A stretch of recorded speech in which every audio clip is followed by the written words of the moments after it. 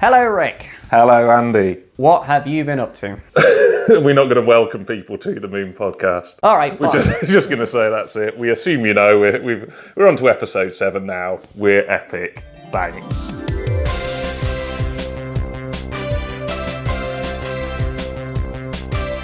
Honest Andy's Discount Moon Show.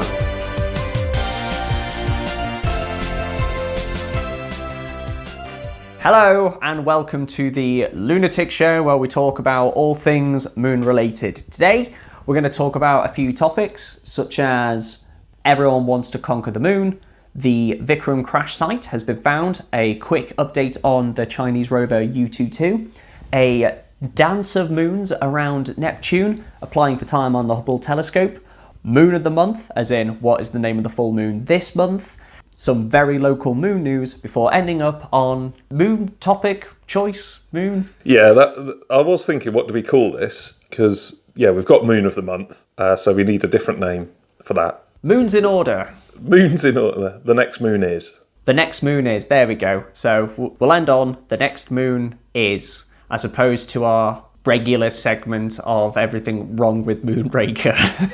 Anyway. The reason I was looking at you funny is because you didn't introduce yourself. So I'll do it. This is Andy, the moon expert, and I am Rick, the moon inexpert, the voice of ignorance asking the questions that the average member of the public wants to know, such as, why didn't you introduce yourself? Yeah, this is in keeping with the inconsistency of the podcast introduction so far. What have you been up to this month, Rick? This month I have been dusting off some tech notes and of a programming language I invented, and I've started programming a compiler.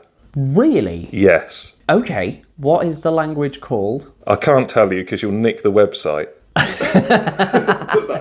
That's not the name of the language, but that's just fact. We'll call it Z. Okay. I can't fathom how you would make up a language. Like, I'm always in awe of these like fictional languages like Klingon or Dothraki from Game of Thrones. Yeah, that's linguistical language, as it were, or spoken language. Whereas computer languages are more, they're conveying information to a computer. Yeah. So they're more about how to process logic. And there's loads of languages now. It's actually relatively common in the computing world to make up a domain-specific language, as they're called, where you, I don't know, if you're wanting to do Drupal or HTML or online languages, that they kind of give the user some power, but not a lot. They're not expecting the user to go down to assembler or something, but they give the user some power. So I'm developing one of them just because that's what I do in my spare time. So will this be just for you to use or for everyone to use? Everyone can use it, hopefully. Okay. Will you put it on GitHub? Yeah, maybe. Yeah, I haven't. I'll try and get it working first, and then it will go out into the wild and be very popular, and everyone will say, "Fantastic!" Have a Nobel Peace Prize. Yeah, that's it. Yeah. And Bill Gates. Have Bill Gates. Keep him in a jar. Okay, why have you made a language? That's a better question. Why? Yeah, basically I've sat around at work looking at, like, typing in documents or trying to copy and paste things from Excel to Microsoft Word. So many times I say, well, hang on, if I update, this cost in Microsoft Word, I now have to go into Excel and update the numbers and have to go into the PowerPoint presentation that I'm delivering and then update that and that pie chart. Whereas actually it should all filter through. I just update it once and it should all magically go through. Okay. And not only of my documents, but everyone else. Because Fred on the other desk is using my document to do their report. So I'll write up, this computer system will cost £1 million. Fred is the project manager, so he will, if I update it, will now cost 1.1 million. Fred, the project manager, needs to update his costs, and then the program manager who's running the project will need to update theirs. That sounds like something that you can already do on Google Docs. Sort of, yeah. So you can do it on various pre-programmed databases and docs and so on. But I wanted one that's a bit more abstract. Okay. So docs say you have to present in this format, whereas I'm moving back to a slightly more abstract layer. Oh, as in just the, command line? Slightly, yeah. Oh, you nerd. But anyway, so that's my life. Okay, that's very interesting and not related to moons in the slightest. You been up to much? I have got back from India and Nepal recently. I was in India for a friend's wedding, which was absolutely amazing. A 4-day event. 4 days? 4-day wedding, yeah. I go to one of my family's weddings. You're just like, yeah, I'll turn up for 3 hours. And oh, I'm busy, got to go home now, work tomorrow. It was a orgy of food. I've never felt so full in my life. I ate like Henry VIII. I expected to come home with gout. It was incredible. Have you heard of a band called Gogo Bordello? A what, sorry? There's a bank? Band. Oh, right. A band called Gogo Bordello. No. They call themselves gypsy punk, and I think they're from Ukraine. They actually fled Ukraine because of Chernobyl. Oh, right. And they became like travelers across Europe, and they all met in a bar in New York, and they started this band, and they have a song called American Wedding. And it is phenomenal. It's just basically this very dancey gypsy, very vibrant sounding song about how boring Western weddings are. It's like, have you ever been to an American wedding? Where is the vodka? Where is marinated herring? Where is the supply that's going to last 3 days? Where is the band that catches the beat? And I'm forgetting the lyrics, but it is a very, very good song. And when I was in this Indian wedding, I kept thinking of this song. I was like, yeah, it does just last an evening, but this is just like 4 days of just frivolity and celebration, and it was wonderful. Oh, cool. Did it finish with like a DJ playing Come On Eileen and the Birdie Dance, as is tradition? Well, there was a wedding DJ. He did play not those, but some wedding classics, such as the Grease Medley, ABBA Dancing Queen, and the Macarena. Brilliant. Which in India is quite fitting. Oh, cool. And for once, I knew all the moves. So that's what I've been doing. And also getting back on track to some moon stuff, doing some final promotion for the Name Saturn's Moon contest, which closed yesterday. Okay. When's the results out? Well, they take months because it's the IAU and they have to, this particular committee meets once every quarter. Last time, because it had been months before I found out the results of the Jupiter competition, I just fired off an email. So like, when are the results coming out? Oh, this Friday. Okay. It felt like such a coincidence. Oh, cool. You just had to remind them? No, they were just sat there going, oh yeah, that moon thing. Yeah, we just so many flipping planets and here at the IAU, yeah, whatever. What did Andy want to call it? Yeah, the Lego moon. Let him have that. Yeah. But no, for the new listeners, this was the competition by the IAU that you could name one of Saturn's moons, and they put up 17 for naming. 20. 17 belong to one particular moon group, which is the Norse group, 2 in the Inuit group, and 1 in the Gallic group. Gallic being Celtic, Gaelic mythology kind of stuff. No point in entering the competition because it's closed, but the videos I made are really good, so I'll put some links to those in the show notes. Should we talk about some other moon stuff now? Yes. So I think everyone's trying to conquer the moon. Everyone. That's what I was doing yesterday. You pointed me to a Trevor Nelson?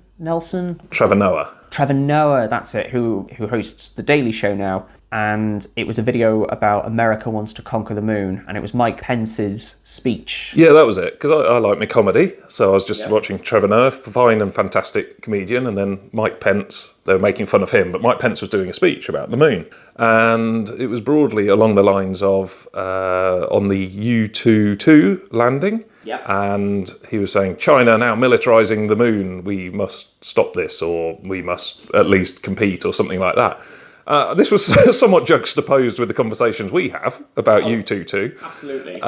Where you're saying, oh, U2, oh, it's trogging around, happy little robot. It's having a sleep for 14 days. That's one lunar night or whatever it is. And then, oh, well done, it's gone. Oh, happy thoughts. Yes. And then Mike Pence saying this is a militarisation. So what's going on, Andy? Are you infiltrated by the Chinese, you communist scum?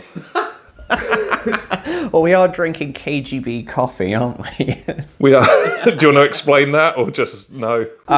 This is a coffee blend that Amy brought back from America, from Denver, Colorado. So it's from Dazbog Coffee, and it's called KG Blend, which is Russian-style coffee. It's pretty nice. I quite enjoy it. Yeah, it's not as bad as it smelled. Oh yeah, it smelled like a gulag. It was horrible. It was just an ashtray. Getting back on track. The U2 rover is part of the Changi 4 mission, which I have been quite, look at this little rover pootling along. But there is something a little bit more nefarious, which is it's searching for minerals to mine the moon, not militarize the moon, because there's no strategic point of having something on the back of the moon where you're looking out into space. The better thing would be to do what the Russians are doing, which is building telescopes on the moon to claim to protect against asteroids. Right, so when you say better, this is for sort of jingoistic, nationalistic reasons, or as it were, not better for humanity per se. Oh, absolutely. Better for spying. So yeah, this is another thing. So the Chinese are trogging around with a rover. To be fair, it's a non-militaristic rover. It's not got guns or a laser on it, or it has not. It's got scientific equipment. It's got cameras. It'll be for basically finding what minerals on the far side of the moon so they can mine it. So it's for profit purposes, not necessarily military purposes. Whereas what the Russians are doing, they are planning on building telescopes on the south pole of the moon as part of an early warning system in case asteroids go by, so they can have, like, I don't know, cannons to blast them out of the sky, a la Armageddon. Just for the people at home, when you're saying this is what they're doing as an early warning system, Andy did the air quotes thing. So you don't think they're just going to use it to look for asteroids? I don't think so. I think if you're going to put a big telescope on the moon, you basically have something that's facing the Earth at all times, so you can just put a big telescope on there that's just going to be looking at the Earth, so you can monitor things. Obviously, if you want to monitor and surveillance stuff, you put satellites up. That will give you a much clearer image, but I still think it will be to monitor something, potentially monitor other satellites. I don't know what they're going to be doing, but I don't trust them to say that they're just looking for asteroids. I don't trust anyone at the moment. It's a very paranoid time. Yes. Ignoring motivations, is it fundamentally better to be out in space on the moon looking for asteroids as opposed to, right, Russia, take that money and go and build it on your highest mountain, for example? Absolutely, because on Earth you've got to look through the atmosphere, whereas on the moon you don't have any atmosphere, so to speak. There is an atmosphere, but it's crazy thin, so it's practically not there. You can get a much clearer image. You can look further out into space with the telescope, so you can see these asteroids coming from a farther distance. So that is the early warning system. So if they're going to do that, great, that's better for humanity. But I reckon there's going to be some other nefarious thing going on there. Okay, so there is scientific legitimacy for putting a telescope out of the Earth's atmosphere and on the moon. The other thing, what NASA has done is put a telescope in space, the Hubble Space Telescope. And the James Webb Telescope. And the James Webb Telescope, which is not on the moon, it just flies around. It orbits, as it's known in the business. So it orbits the Earth. Is that cheaper and better than putting something on the moon? It is better to put it on the moon because it's cheaper, because the Hubble telescope is very expensive, the James Webb telescope is very expensive, and also those are for deep field imaging, and they're going to be orbiting the Earth once every 90 minutes, so they're going to be kind of all over the place, whereas the moon orbits much slower, once every 28 days. It's going to be in a relatively similar position, so if you spot something, you can easily kind of like, focus on that. Whereas with the Hubble, it's like, we need to kind of catch it again as it zooms past, kind of thing. So it's better to have something in a more central location rather than something that's orbiting around. Okay. Cool. That's my rationale. Could you not put a space telescope further out so it's... I think it would be harder to control if it's further out. It's probably the same difference, but if I put a telescope out just orbiting the Earth at the same sort of radius as the moon... Well, you may as well put it on the moon. Yeah, fair. Yeah, I did work that out, but I thought I'd just... Although, if you're landing stuff on the moon, that's harder than actually... We'll just put it into orbit around at broadly the same distance as the moon. If I've got to actually land stuff on the moon, as per India's recent sort of moon landing. Yes, but they're planning on having like a base people there, not just plonking a telescope down there. This is part of a bigger ongoing mission. So I think that will make it easier because they'll have a landing pad, they'll have people on there to guide it down, rather than just having a computer they built a month ago having to do the job for them. I think it will be easier, but take longer to do. But that's Russia's plans to conquer the moon, which I think conquer is a strong word, more like just have their little bit of it. Establish a presence. America definitely wants to have the moon as some kind of militaristic standpoint based on Mike Pence's speech. That was back in March, by the way, and a lot has happened since then in terms of progress in the missions, and Trump has been for it, and then very dismissive, and then for it again, so God knows what's going to happen with these missions. He wanted to go to Mars, basically. Not him personally, but if America could land people on Mars, he would get a big applause and so on. Yeah.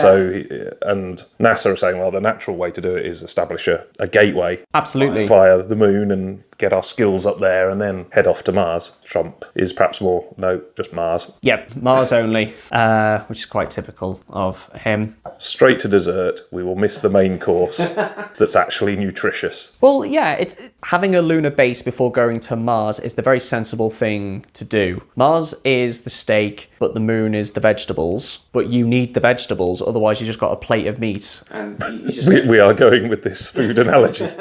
But you need to get to the moon to refuel to go to Mars. It's the most logical way of doing it. So they're turning moon into a service station, basically. But that's what you do. It's like you've got an electric car that'll only get you 200 miles. If you want to go 400 miles, you have to build a service station and a recharging point. So we're going to see the moon with some fruit machines and one of them grabbing machines, some toilets that you can go in that stink. At W.H. Smith.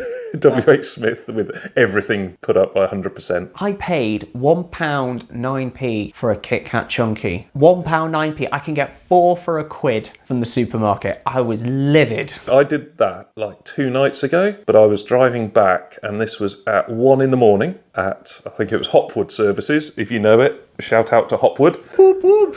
And the W.H. Smith was empty. In fact, the whole place was empty apart from like a lorry driver at the all-night Costa fueling up on like caffeine so he could not fall asleep. But it was completely dead. And I went to buy a phone charger because my phone was just dying of battery. And the Highways Agency shuts random roads at night. I don't know if you've done much night driving, but they're just like, right, randomly, this junction's now gone. It's not obvious where you get home. And then if you can't look it up on your phone, you've got problems. And if you end up on a diversion, you end up somewhere like wandering around Worcester or something. Yeah, exactly. So I needed some battery charge. So I thought, oh, right, okay, I'll go to W.H. Smith and I'll get this one. And it was sort of locked to the stand. And so I asked the lady at the counter, I was like, can you come and unlock this? And it was like, okay, yeah, it's an anti-theft thing. Okay, brilliant. Got it to the counter and it turned out to be an Apple one. And I've got a Samsung phone. So I said, oh, okay, well, I won't get it. And I just left it and bought a Road Atlas instead. She did the transaction and she sort of went, all right, well, I'll put it back then. And I was, well, come on, I'm 1 in the morning. You've got naff all to do. Like, I'm sorry to interrupt your busy life where you were just doing nothing. Completely empty. You're telling me I've got to interrupt my journey to go and put your thing back on, which is now I've got to get past the anti-theft device, which you're not going to give me the key for. And like you literally have nothing to do. What are you doing for like this night shift that's such that you cannot be bothered to go and walk all of 10 meters and put this charger back on the phone? You have interrupted them reading the latest Danielle Steele novel or playing Candy Crush Saga. That was basically, I don't even think she was doing that. Just staring off into the middle distance was... So anyway, I vote for her to go and work on the moon. Today. That's it, yeah, today. No support equipment. So everyone is trying to conquer the moon, especially W.H. Smith. So they have found the Vikram crash site. And what was Vikram? Vikram was the lander which contained a rover called Pragyan. Pretty sure I've got those the right way round, which is part of the Chandrayaan-2 mission. And Chandrayaan-2 was a probe sent from the Indian Space Organisation, IRSO, and they sent up Chandrayaan-2, which is an orbiter going around the moon, which is still in operation, still conducting some amazing experiments. But the Vikram lander unfortunately crashed, which contained the rover, and they have found the crash site. They being an amateur astronomer. Really? Yeah. It's an amateur astronomer called Samagar Subramanian. He's just like one of these amateur astronomers who will process the images from satellites. So the images were taken from the Lunar Reconnaissance Orbiter. Sorry, that's a US Yes. NASA. So NASA owns the Lunar Reconnaissance Orbiter, and every image from any satellite ever taken by NASA is all public domain, and anyone can process any images. In fact, this is how some moons have been discovered in the past. But this guy was processing the images. NASA said, hey, anyone want to help us find where Vikram kind of crashed? So what he did is he looked at where he thought the crash site was and had before images and recently taken images and kind of overlaid the two and found some impact debris and some little craters. And he found the crash site for Vikram. So sent this off to NASA, took a few weeks for them to actually confirm the data. But yeah, he's been credited as finding the crash site for Vikram, and it just goes to show that anyone can do this. The data's all there available, you just got to learn how to process the images, what you're looking for, and you can find anything, which is pretty cool. I know what you mean. We have talked about this before, where it's not just sort of gentlemen astronomers looking through telescopes, say, I found a moon. It's all sort of internally based, as in sat inside processing computer files. Yeah, exactly. You can create codes to do this for you, to just like compare it by pixel, saying like, oh, there's a difference here, there's a difference there.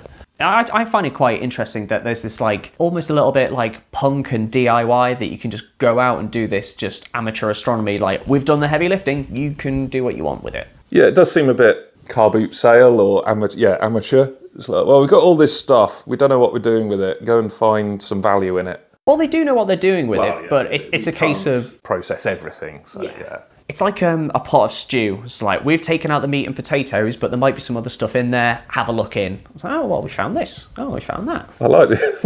Why has it gone all food analogy, this podcast? So they have found the Vikram crash site. I'll put a link in the show notes so you can actually see what has been uncovered. And the debris actually goes for a couple of kilometres. So there's zero chance of it actually surviving. So you have debris in green and soil disturbances, basically meaning just like little craters from the impact site. So that's where it actually splattered into the moon. The patch is a little whiter because the regolith has been disturbed. The regolith? Yes, lunar regolith is posh talk for lunar soil. Right. This is a perfect example of lunar gardening. Fantastic, which you talked about earlier. I did, which is a cute little video, which I will include in the show notes as well. Fantastic. Yeah, so we keep saying, because I've got my computer science, image processing background. Mm-hmm. So yeah, go and find out what images to process, and then we'll process something. We'll be the first podcast to discover something. I mean, it's vague at the moment. It's not the most formalised of plan. Okay, we'll do that whilst applying for time on the Hubble Space Telescope. That's it. Are we talking about that later? Yes. Yeah, because we're going to get time on the Hubble Space Telescope, obviously. We just got to do the application process. Which we'll talk about in a moment. Well, we may as well talk about applying for time on the Hubble telescope. Yeah, we've just had a 20-minute argument because it's supposed to be like one of the final features, but we'll bring it forward now. So, last time we talked about how do you apply for time on the Hubble Space Telescope, and can I use it to look at my roof? Because my neighbour came round and said I've got a broken tile, or I might have one. Has he actually? Yeah. Okay. I mean, I don't want to go up with a ladder because that's dangerous. It is dangerous. It's a faff.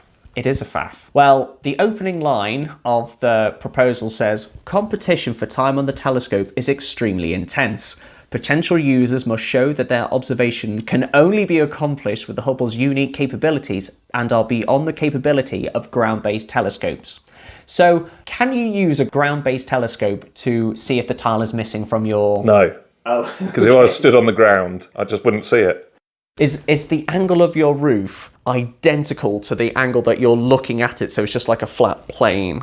Yeah, basically it's the wrong angle, so I need to look at it from above. Okay, and we need the Hubble's unique capabilities to observe that. Yeah, that or a ladder. But the ladder's the faff. Yeah, the ladder's in my shed. It's a right faff to get out.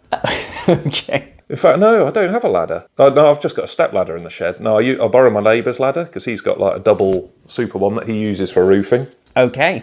So yeah, I don't really want to go around my neighbour. Okay. And I mean, he's a nice chap, but he's gone to the effort of spotting that I might have a dodgy roof tile. So it seems unfair that I nick his ladder. Well, good news. Proposals for time on the Hubble telescope are open. So we need to go to stsci.edu, which stands for Space Telescope Science Institute. So basically they're the guys you talk to if you want to use the Hubble telescope. I will go there now. Well, we need to submit a proposal. Yeah, I want to look at my roof. Now, the proposal, there's a lot of documentation for it. For example, you have to have anonymous proposal reviews. You need to have... Anonymous? Yeah. Well, I can do that. Because they don't know it's me. Well, they need to ensure there's no bias in it. So what's an anonymous proposal review? Because is it like a review? You know when you review a pub on TripAdvisor or whatever, and it's anonymous. I went there and they said I can't have chips with everything, and I hate it. 1 star from anonymous. Okay. The STSCI has a responsibility to simultaneously ensure that the community has equal opportunity for the use of the Hubble Space Telescope and that the best science is being done with a finite amount of observing time available. So I think it's basically trying to say that just to ensure that everyone has an equal chance. So I think all the proposals are anonymised. Yeah, I'm happy for it to be anonymised. Okay. If anything, that's better. I mean, they'll probably work it out though, because I'll give my address of this is the house I want to look at. So there is Phase 1 proposal roadmap, which has 26 stages, and you need to fit... Yeah, exactly. Yep. So... Does that go to the nth degree of find an envelope? Find a bit of paper. So 3, get a pen. So I'm not going to read out all of these, but 1 is go to the announcement page. 2, familiarise yourself with the call for proposals and Hubble Space Telescope primer. 3, determine the proposal category. And then there's many, many more. Then you get to 17, fill in the proposal information, fill in the principal investigator information, fill in the co-investigator information, fill in the target information, fill in the summary observation. Yeah, that's fine. I mean, most of those steps are just getting rid of time wasters. Like complete idiots who don't understand what that Hubble telescope's for. And what its unique observing capabilities can do. Yeah, exactly. So, okay, I know the Hubble telescope. It's fine. It'll do the job. So I have to fill in. Am I the main investigator? Yeah, you will be. I'll be your co-investigator. Okay, cool. Yeah. So sponsor, I guess. Yeah. So we'll fill in those forms. Or in this case, enabler. What do they want to know? So fill in the proposal information. Be sure to attach your science justification via the proposal PDF attachment. So what's your science justification? My roof might be leaking. Scientifically, my roof might be leaking. Brackets, I would explain hydrodynamics, but you probably know that because you're NASA. So I'm trying to find the actual PDF. There'll be a documents portal where we can fill it all in. But I don't think filling in forms makes riveting podcasting. Not to slag off the form-filling podcast, available on BBC Sounds. So we have until March the 6th, 2020 to get this proposal filled in. So that is Phase 1 proposal deadline. Then they review this, and from between May the 11th to May the 15th, the Phase 2 proposal deadline is set. And then by June the 30th, we need to submit our budget submission. Do we have to pay for it? I don't think we have to pay for it, but I think if you're doing this as a full-time job, you need to say that, the organisation is, the uni I'm working for is paying me to do this. Okay. I'll get a roofer around to give us a quote how much it would cost to replace a tile. Ironically, they might go up on a ladder just to see if we won't tell NASA that. Okay. I will source the documents. Yeah. And we'll fill them in next time. Right. Anything else you want to add about Hubble telescope? Seriously, I've learned how to apply, and it's very good. It's all open and free of use, as it were, as opposed to you have to be an American citizen and studied at Harvard and be a white male with a tie and a suit. That is, as is the traditional image of NASA from the 1950s. So stay tuned, and we'll keep... This time, next episode, we may have applied or may have a proposal document of some kind filled in for applying for time on the Hubble telescope. So I want to have a very quick update about U2-2. It has now been on the moon for 340 days, officially smashing the record.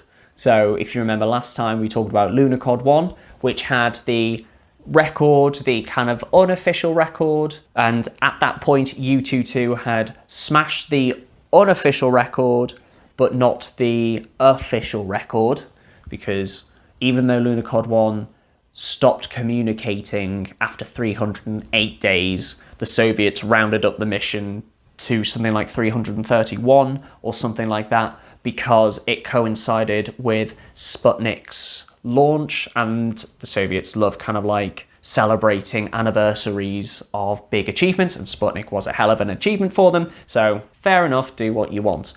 Sorry, just a chat. Don't tell Russia to fair enough, do what you want. Yeah, that's a bad idea. Russia, if you're listening, don't do what you want. That's kind of where all the problems start.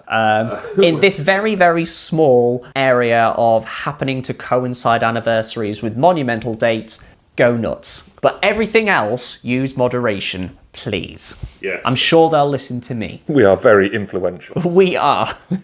We're right in Putin's ear, aren't we, little Puty? But U2 has officially smashed the record and going strong. We seem to be recording podcasts whenever U2 is hibernating. It's currently sleeping during the lunar night, and it will start its 13th lunar day on the 17th of December. This is the Chinese robot. It is. Yeah. It is the Chinese mission, the Chang'e 4 mission, Chang'e 4 being the lander, U2 being the rover. So it's smashed the record, so go U2. Brilliant. Are we going to talk about this like every podcast? No. Right. No, we're not. Because it's still smashed the record again. It's officially smashed the record now. I just wanted to celebrate that a little bit, and I'm not going to be mentioning U2 or Vikram again, because Vikram found the crash site, like chapters ended on that, book closed, that's finished. U2, unless it discovers more gel-like substances or the mission ends, we'll talk about it again, but fear not, no more U2, and I can't make that joke again for a while of, do you like U2 too? Insert tumbleweed sound effect. Oh no, I was going to do cricket sound effect. Okay. While looking up Lunarcod, I did find a photograph of Lunarcod 1 on the moon. Who took it? The Lunar Reconnaissance Orbiter. Oh, right. I thought it was like... Putin. Yeah. Putin took it with his Polaroid. Yeah, no, I thought, well, hang on, is there another robot down there just sort of taking pictures? Or U2 has gone and taken a picture of the corpse of another robot and sent it back. That would be incredible, because U2 is on the dark side, so it'd have to travel all the way around to the near side of the moon to actually get there. And out of a crater, which would be quite monumental. But no, this is Lunarcod 1, and that's its final resting place here. Oh, right. So when you said photo, it's, top down. It is top down, but that's clearly a probe, a little rover, because you can see the little track marks around it. See? Oh, yeah. But that's quite incredible that you're able to take a photo that fine grain of the moon with an orbiter. No, that is amazing. I'm always amazed that all these cameras out in space and I can't take a photo with my own one of my car when I was trying to sell it. My thumb's in the frame again. That was it. I was trying to WhatsApp a friend my pictures of my car, and so I took the photos of the car, and then I'm not good at WhatsApp, so I sort of, you go to WhatsApp, send picture, send, and I ended up clicking on one of my chickens, a picture of my chicken. I was like, oh, how do I delete this? I don't know. It's easy just to send the chicken and say the chicken's not relevant. Here's pictures of my car. So you just keep sending chickens. Yeah. So, are you trying to sell me a chicken, Rick? Yeah. No, I have a car that I'm trying to sell. It looks like a car, honestly. You keep sending me chickens. Yeah. Fear not, listeners, we won't be talking about U2 unless it does something big again. Should we do some foreign moon news? Yes. And the foreign moons in question this time are 2 Neptunian moons, and they are the 2 innermost moons called Naiad and Thalassa. And they have made headlines because they are trapped in a orbital dance, as they all claim, which basically is flowery talk for they're in resonance with one another. Okay, what does this mean? Oh, okay, I've seen the video of what's going on. Good luck explaining this on a podcast without any visuals. Well, that's what I'll say. Resonance, it's basically like a ratio. So a good example would be the 3 of the 4 Galilean moons that orbit Jupiter. So you've got the innermost one that orbits once, and then the next outermost one will orbit once, and the innermost one will do twice. So is this per time period? Yeah. It's not just like, I've orbited once, that's it. Yes. I will stop. So it's 2 for 1. So when the second one does 1 orbit, the innermost one has done 2 orbit. That's a 2-1 resonance. The outermost one of those 3, so 3 does 1 orbit. The innermost one will do 4, and the second one will do 2. And they have a wonderful resonance that's been established over millions of years. So that's what a resonance is. I assume it's something clever, maths, gravity, that causes that. It is about gravity, it's about stabilization, and it's about allowing the moons to basically form a nice stable pattern. And if they're out of resonance, so if they don't sync up, then that causes like tidal disturbances, and it causes the moons to like stress apart, and they don't want to do that. They want to kind of like it's not like a conscious choice, but gravity tends to the least amount of force exerted on it. It's like trending towards the least amount of energy exerted. So keeping in a resonance will make sure that the energy is conserved.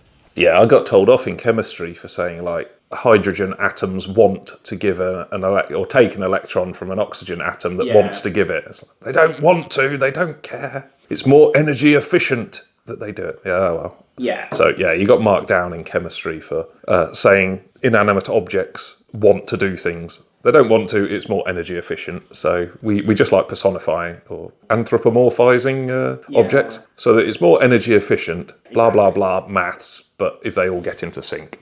Yes, exactly. It's more energy efficient, better if everything's in sync. So these 2 moons are in a resonance, and the resonance ratio is 69 to 73. Right. Yeah, exactly. So for every 69 orbits the outermost one does, the innermost one does 73. But because of this particular resonance, they never clash, they never hit each other, even though their orbits are so close together.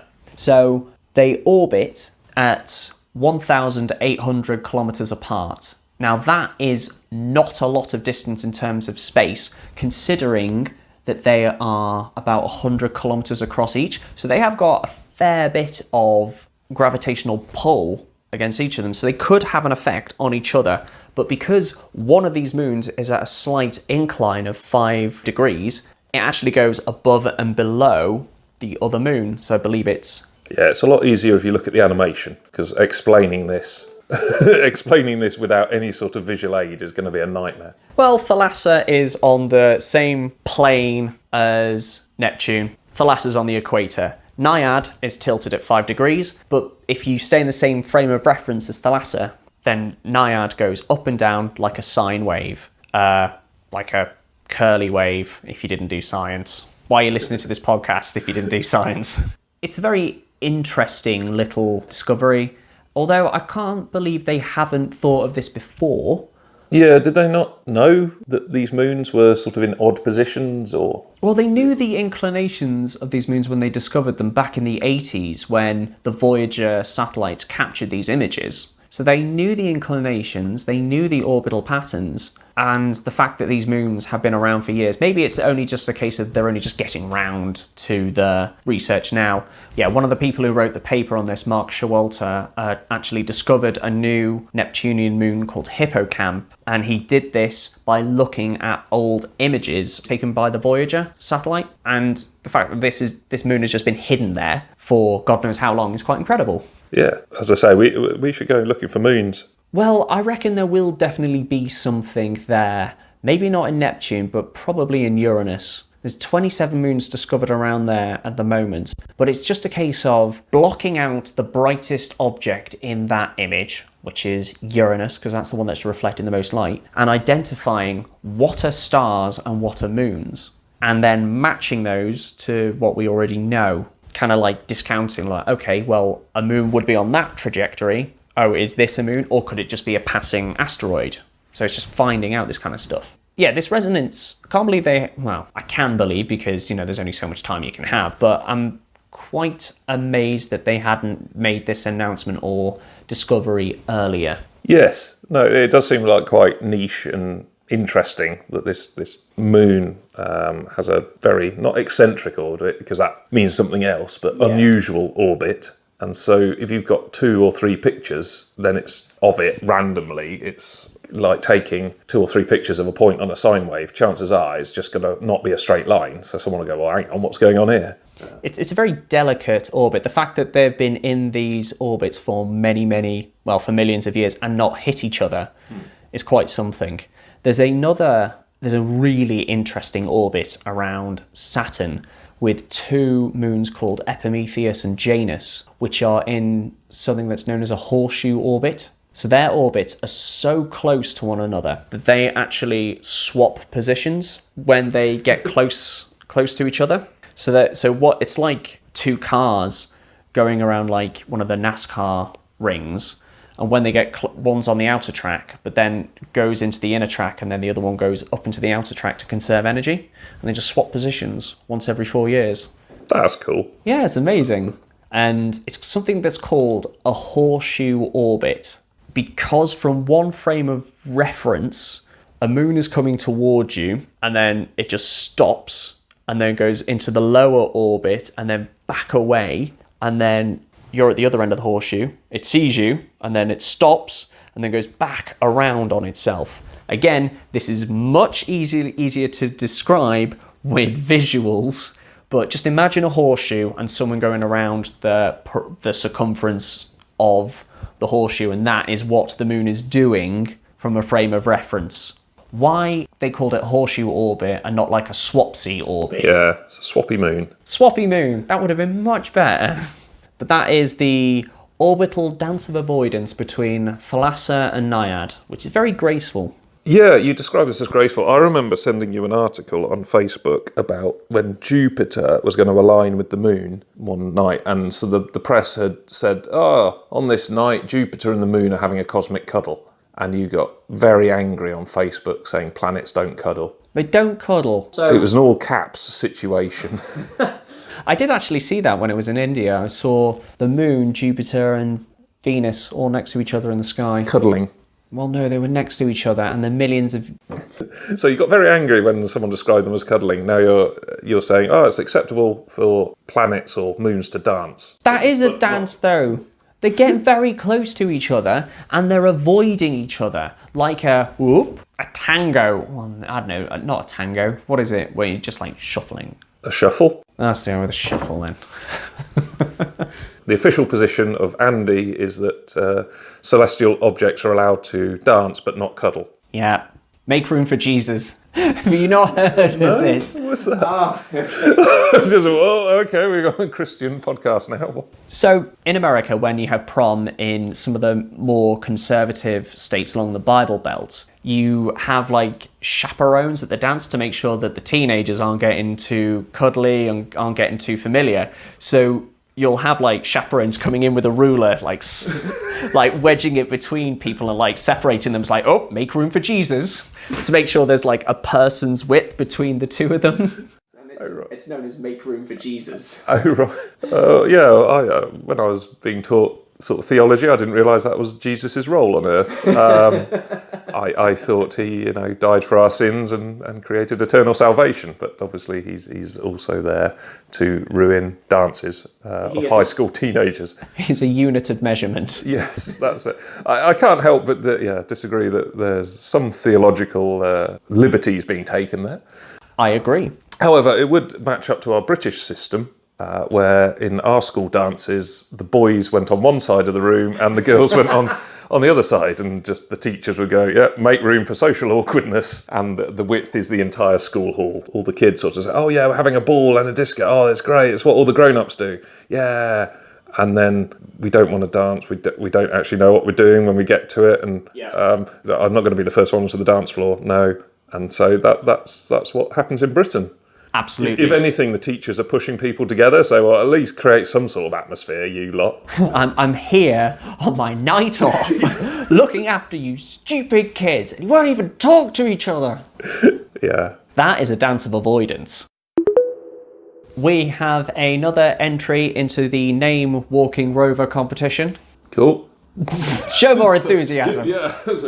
All right, yes, wow. Fantastic. Yeah! If you don't remember our Name Walking Rover competition, a UK-based space company called Spacebit are going to create the UK's first moon rover, and they have called it Walking Rover, which is a very boring title for a very exciting prospect. Their rover is a box with legs, looks pretty amazing, so we've created a naming competition called Name Walking Rover. This is a very much unofficial competition. Oh yeah, This is not recognised in any way by Spacebit. It is not. They won't retweet anything, despite how much I tag them in the tweets. But an account called Hound Around has suggested a Thunderbirds themed name.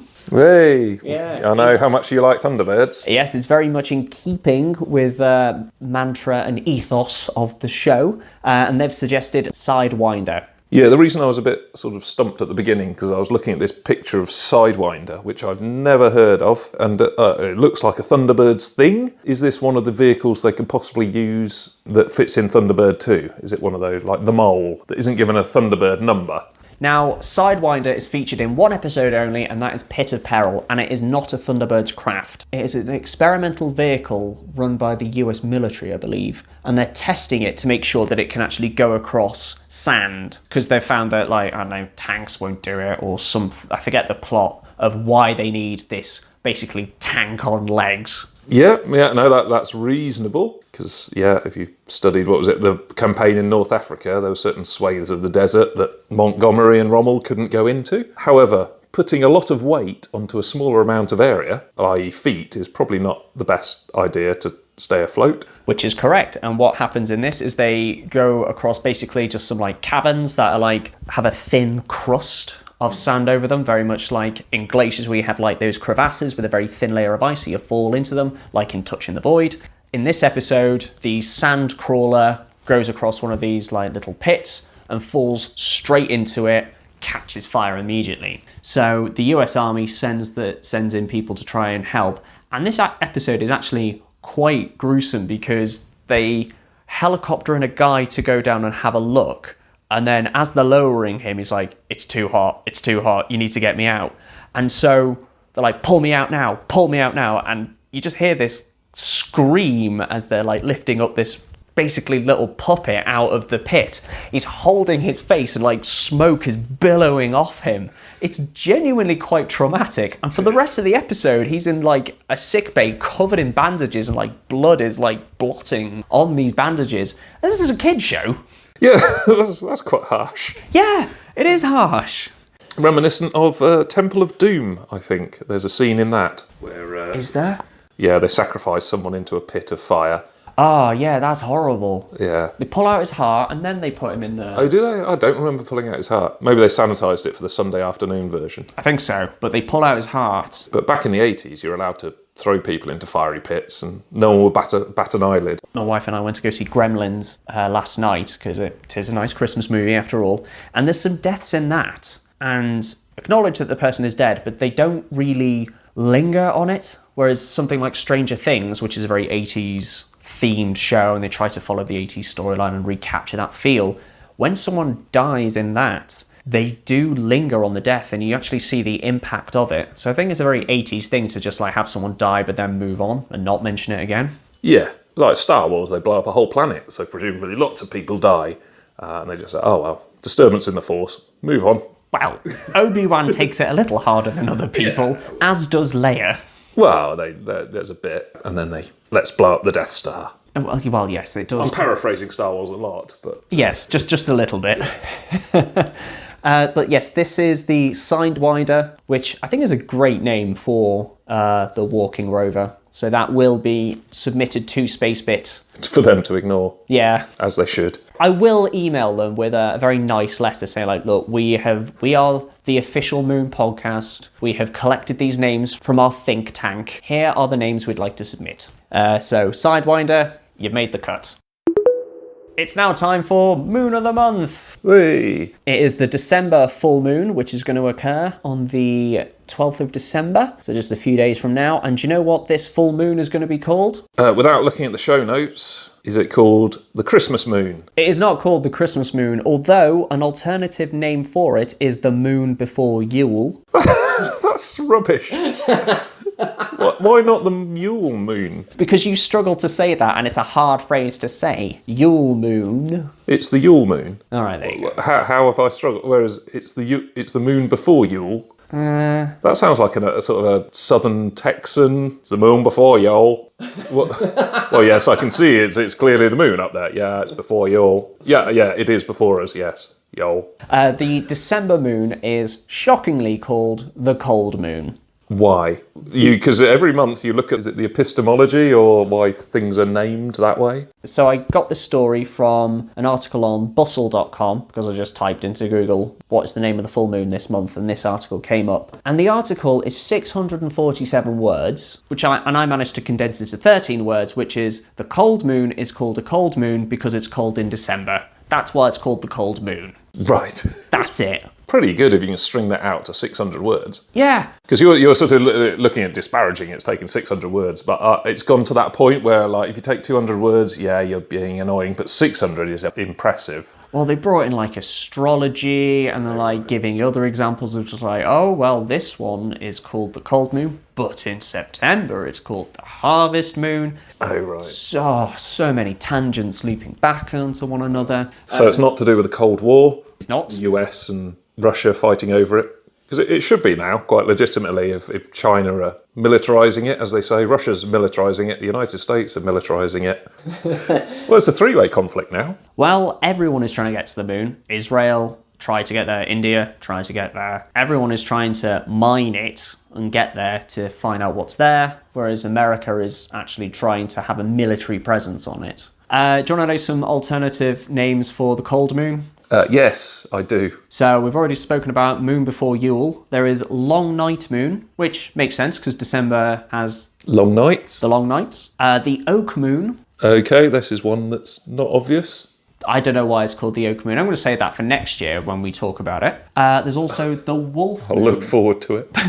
And the wolf moon. Haven't we had that? We haven't had that one yet. Okay. But I remember you talking about like super blood wolf moons. Yeah, I'm pretty sure we had that. Okay, so why is it called the wolf moon? Wolves only come out at Christmas. I don't know. I was going to say maybe it's because wolves are howling this time of year, but then wolves will howl any time of year. Yeah. Maybe they sit up in oak trees, which explains it all. But what I was going to say on this is it's very hemispherist, because in the southern hemisphere it's quite hot in December. Long nights. It's actually the shortest nights. People in the southern hemisphere, we're not being hemispherist. We do appreciate you. We do think you should have the same employment rights and voting rights as the rest of us. But you're not considered when we name the moons, apparently. Yeah, we're very, very selfish up here in the Northern hemisphere. Why did you take time to think about that? I was just thinking, west? No, that's not correct. So December, the cold moon, named so because it's cold. In the northern hemisphere, southern hemisphere, you've got to start naming moons quicker. It's now time for some very local moon news. Hey, this is the part of the show where we look at the moon on Earth, or cities or townships called moon what are they up to? Yes, and this usually involves me going into Google News and typing in moon, Pennsylvania, moon, Kentucky, moon, Wisconsin. Which one is it this week? It's Moon, Wisconsin. Wisconsin. But it is not in the town of Moon, Wisconsin. It is about a chocolate shop called Sapphire Moon Chocolates, which is based in Appleton, Wisconsin, which is about 100 miles away from Moon, Wisconsin, but I'm going to kind of include it in the ecosphere of very local moon news. I suppose in terms of interplanetary distances, it's not that far. Oh, it's very local. This article caught my eye and it's titled, Wisconsin woman says anti-Islamic bias is part of her complicated struggle to keep chocolate shop open. Just trips off the tongue, that one. It does, and it's such a bizarre title. I was like, well, is she accusing like ISIS, like threatening her chocolate shop? But the owner of the chocolate shop has converted to Islam and wears a headscarf for modesty purposes. So when people come into the shop and see her in a headscarf, apparently they have said, oh, I'm not getting served from a woman in a headscarf. Oh, I'm not getting served by a Muslim, which I can actually see people saying in America due to the troubling times we're in. But if I see a white woman in a headscarf, I don't instantly think Muslim. I think more like babushka from like Russia, because a headscarf is just fairly normal. A headscarf is a headscarf, yeah. I mean, there's an embarrassing moment where some politician a few years ago said, oh, we should ban all women wearing headscarves. And then I think Private Eye just put sort of pictures of the Queen wandering around. This is a very nationalistic politician saying we should have British values, and there's just pictures of the Queen. She commonly wears a headscarf to keep her head cool. So it was one of those, think about what you say before you say it. And there's a picture of her here in the article, and you probably look twice to actually think, oh, is this an Islamic headscarf for modesty purpose kind of thing?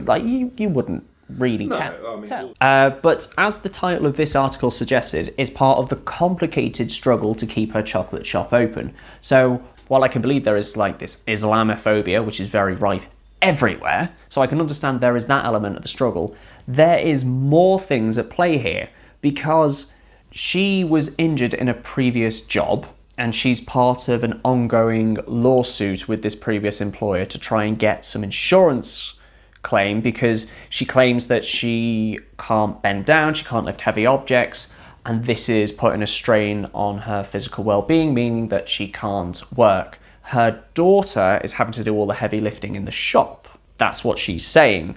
However, the insurance company has hired a private investigator and has taken some photos of her bending down. She claims, oh, I'm just bending down to get some chocolates from underneath the counter, whereas they're saying, oh, she was bending down and picking up some heavy objects. Again, it's a he say, she say thing.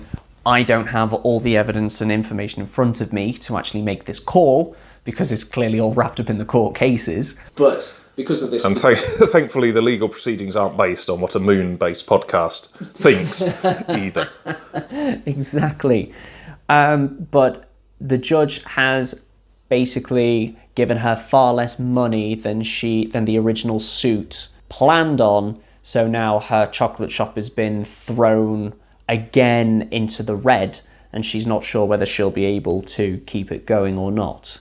Now, the community tried to help out and say oh, you should all do your shopping here, and a friend of hers put something on Facebook being oh, shame on you for your Islamophobia, she's a lovely person, you should all shop in this. And thankfully, social media is very respectful of this, right? Well, no. Comments just turn into a deluge of hate and bickering, and it's just completely and utterly spiraled out of control.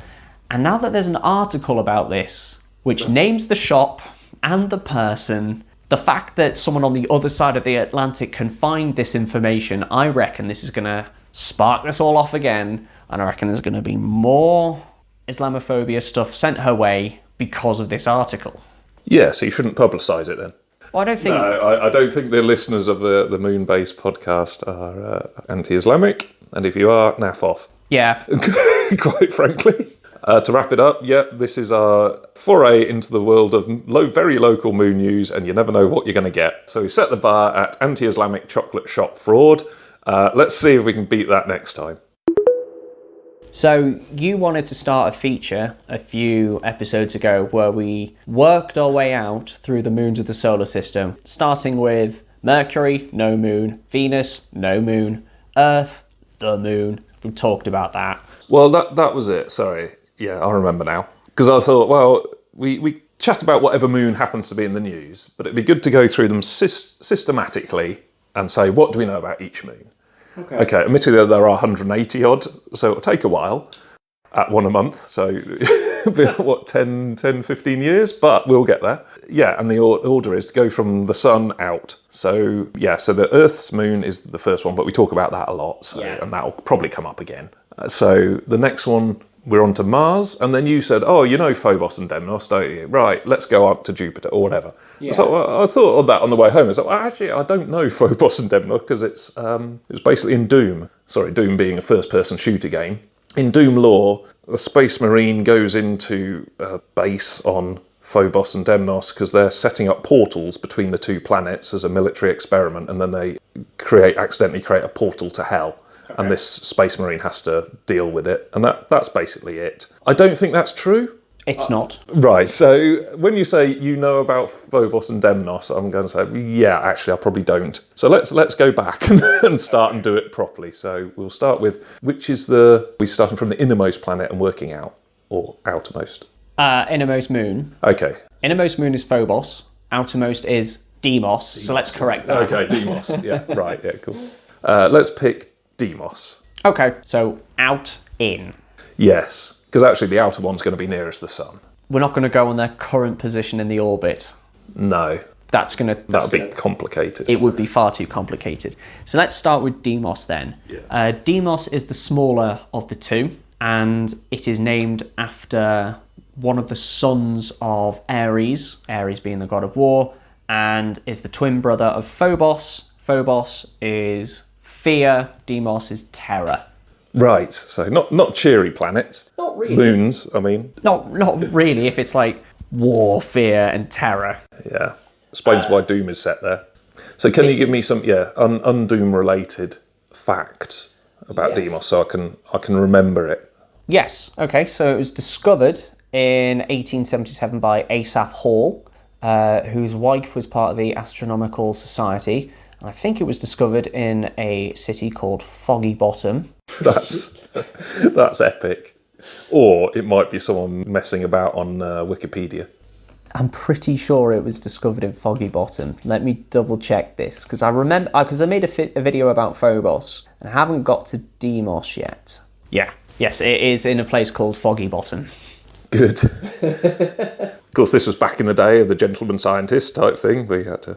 Yes, it was. Asaph Hall looks very genteel. He's got an amazing handlebar moustache. Oh, quite right. Well, how are you going to spot moons without one? Exactly. So he discovered Deimos first, and then a couple of hours later he discovered Phobos. And this was with presumably an old-fashioned telescope? Yeah, but it was still pretty big. What, the telescope or the moon? Telescope. Right. Yeah, so Deimos is 15 by 12 by 11 kilometres, and Phobos is significantly bigger. If you're describing something on Deimos, it has the adjective of Deimosian. Right, okay. So if there's a crater, you'd be like, oh yes, the Deimosian crater of... And in fact, there are two notable craters on Deimos called Swift and Voltaire. And the reason for this is because during Gulliver's Travels, written by Jonathan Swift, at the time of writing, which was the 1700s, Mars was just a planet. It didn't have any moons then. 4 moons had been discovered around Jupiter, and Earth had 1 moon. So they hypothesized that there were 2 moons around Mars because it was like doubling in size. So Earth 1 moon, Mars 2, Jupiter 4, Saturn 8, and then going out. Right. That was just like their... That's science, that is. Well, Gulliver's Travels is meant to be like a satire, parody kind of thing. So they hypothesized that Mars had 2 moons, and they did missions there in the book. And another writer called Voltaire also talked about Mars having 2 moons. So as a little tribute to them, they called craters on Deimos Swift and Voltaire. Oh, that's nice. Yeah, which I thought was quite a sweet little nod. In fact, there's loads of things like that throughout astronomy. There's many craters named after Herschel, for example, who discovered quite a few moons. Yeah. Like he discovered the Uranian moons. I'm going to War of the Worlds. That's H.G. Wells. H.G. Wells, but aliens landed at Herschel Common, or near Woking. Horseshoe Commons. Ah, okay. Almost worked. Did you watch the BBC War of the Worlds? Yeah, I haven't seen the last 2 episodes yet. Is that any good? It's very BBC. That's what I've heard. Yeah. I've heard it's full of Rafe Spall frowning. Yeah, I don't really care about any of the characters. Yeah. So all the effects are good and so on, but I don't really care that if any of them survive or not. They're all doing very good individual scenes, but I'm just like, for some reason it doesn't all fit in. Did you watch Killing Eve? No. So Killing Eve, based on a graphic novel, it's got some amazing characters in it. It's developed by Phoebe Waller-Bridge, who did Fleabag. Excellent show. Killing Eve, again, is very BBC. It's quite twee in places. It just didn't sit well with me, and it really grated me. And I watched it on the iPlayer, and I hate watching things on the iPlayer because most of the episodes end on a cliffhanger, and you have to be a Wild West gunslinger to grab the remote and stop it immediately. Like some of the cliffhangers have been like, oh my god, has this character survived? Oh my god, are they going to escape this situation? Next time on Killing Eve! Oh, we escaped that situation very well, didn't we? I'm so glad you're alive, character who may have died. Oh, every time. It was like when they did the new Doctor Who revitalisation. The Empty Child is a perfect example of this. The one with Are You My Mummy? With the gas masks. No, I haven't seen this. Okay. Right. Again, episode ends, the characters are in peril. It's like, oh my god, how are they going to get out of this one? And then the infamous Doctor Who music of the swirl of the... And then it went straight into the credits, like, oh, cliffhanger! And it was the first one of the new era of Doctor Who. It was like, oh my god, that's amazing. Next time on Doctor Who! Quick, let's go this way! And oh, they've escaped. Right. Crying out loud! Can we not have some suspense for a little bit? Can't stand the BBC doing this. It's so frustrating. Yeah, that is not a cliffhanger.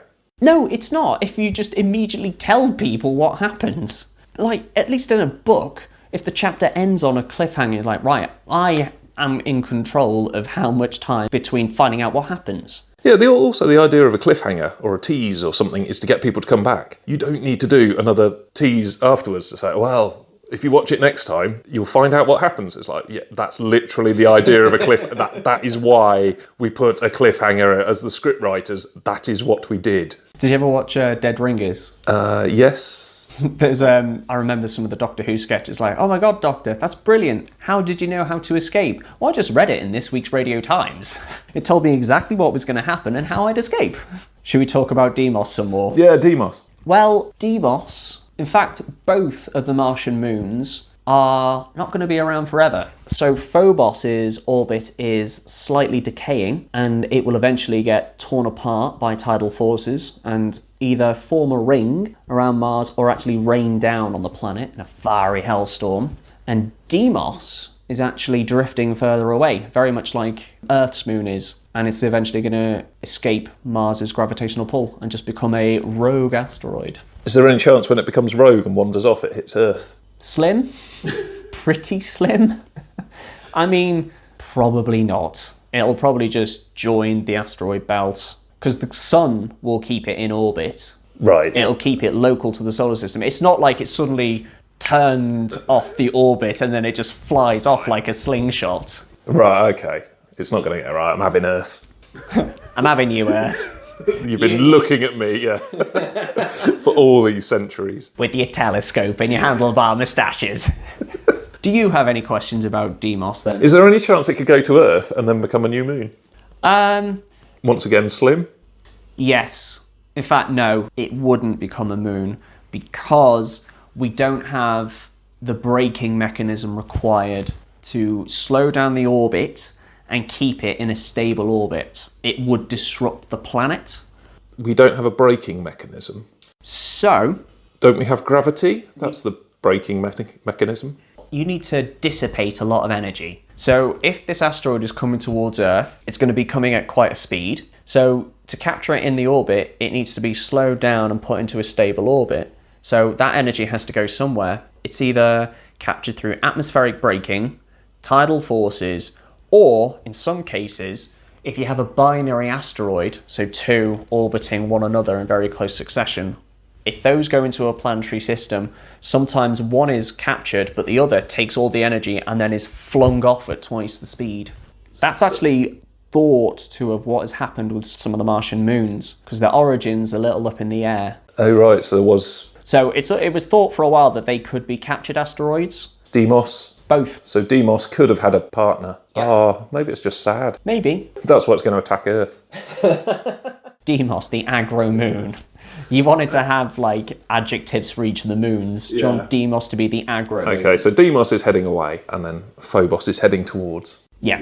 What I did notice about the Deimos information you sent was the escape velocity is 5.6 metres per second or something. The escape velocity is 5.5 metres per second. Yeah, so if I throw a tennis ball up, that's it. Yeah. Just not getting it back. Or it's going to take a bloody long time for it to come back. No, it'd be gone. That's a game of tennis on Deimos is just, right, here we go, bonk. Oh, there you go, you've lost. The ball boy has to run off into space to get that ball. Well, I was just thinking, if you jump could you escape? So I'm just going to see what is the average speed of a jump. Yeah. So if you jump up... Yeah, don't have the Olympics on Deimos. Can you hold the Olympics in 12 kilometres? Yeah. 12 It's only the kilometres. marathon that would have problems. You do laps. Yeah, that's 4 it. laps. Yeah. Javelin. You don't, that could orbit, actually. The javelin sort of goes out, flies around Deimos, and then stabs the thrower in the back. It wouldn't orbit, it would escape. Would it? Oh, right. Yeah, that's what an escape velocity is. No, yeah, but if you did it exactly the right thing, could you stab yourself with a javelin on Deimos? Yeah, if you get the right speed and the right angle. I would watch that. But it would have to be, like, pinpoint, because if it was off by 1 degree, then it would just go around like a spirograph for a while. It's like, right, I'll just stand here. Apparently you jump at about 5 miles per hour, is 2.2 meters per second. Okay, so if you jumped, you'd probably be up for a while. You'd be high, but you wouldn't escape. It wouldn't be the case that you jump up, and by the time you're starting to come back down, Deimos has moved on a bit. You'd be gravitationally attracted to it, and also you'd be within the frame of reference of it, so you'd have the momentum and the Could you velocity. jump to Mars? No. If you escape the velocity of Deimos, you could. Right. But Deimos is pretty far away, so I think you'd be caught up in the gravity of Mars. Maybe if you was facing Mars is directly above you, you jump, then it depends how much velocity you have to be able to just keep going. Yeah, you lucky listeners have only heard probably 1 or 2 sentences, whereas I've sat through 10 minutes of Rick desperately trying to claw together a Dutch accent. Any final thoughts or any final questions about Deimos? No. Right, so I know Deimos now. You do. Deimos, the aggro moon. That's heading away from Mars, may have had a friend that's now gone off into space. Potentially, yeah. Okay. So next week, not next week, so next time you want to talk about another moon, which will be of Jupiter. Phobos, surely? Oh, well, sorry for working in. Next time you want to talk about Phobos. Yes. And there's plenty to talk about there. Oh my god, that's a lot of editing that needs to be done.